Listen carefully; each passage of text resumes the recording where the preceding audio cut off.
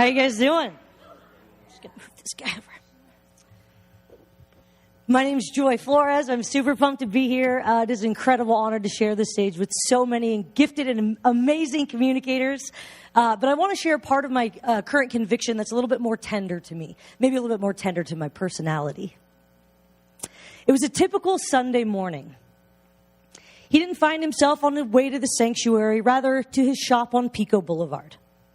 When he got to the door, he found a man, what he assumed, sleeping in front. And so when he tried to wake him, he realized that the man was dead. So he goes, he calls 911. The paramedics come. The coroner removes the man's body in a bag. Did you know that Los Angeles County is called the homeless capital of the nation? With 73 homeless people sleeping on the street every night and one of them dying every day. When I hear stories like this, I always ask, where is the church? I live about 13 miles from downtown LA and Pico Boulevard.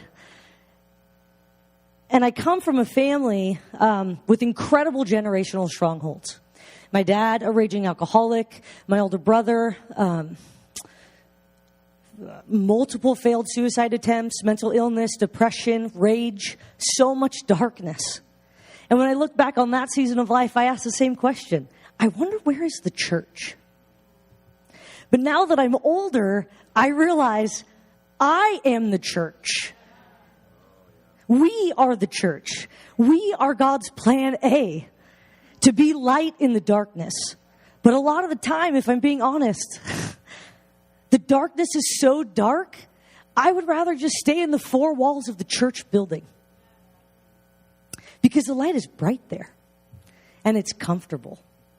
In Matthew 6:22, we read, "The eye is the lamp of the body. If your eyes are healthy, your whole body will be full of light." So what is God calling you to see? Are you full of light? I was 14 when my older brother Terry went missing. For 3 weeks, no one heard from him and no one knew where he was. Until on a typical Sunday morning, a shopkeeper didn't find himself on the way to the sanctuary, but rather to his shop on Pico Boulevard. When he got to the front door of his store, he saw a man what he perceived to be sleeping, and when he tried to wake him, he realized that my brother Terry was dead. So he called 911, the paramedics came, and the coroner removed my brother's body in a bag. So where do you find yourself tonight? Who do you identify with this in the story? Are you my brother? Are you hurting? Are you broken? Are you desperate for someone to reach out to you? Are you searching for something deeper? For answers? For someone to rescue you? Well, I have good news, because 2,000 years ago on that cross, God sent his son to rescue all of humanity. And we have the opportunity not only to enter into that same rescue plan for ourselves, but we also get to go tell other people about it. Are you the shopkeeper? Are you so consumed with yourself that you step over broken people who are dying? I know one thing to be true for sure. Above all these other things, above all the other identities that people put you on, we are the church.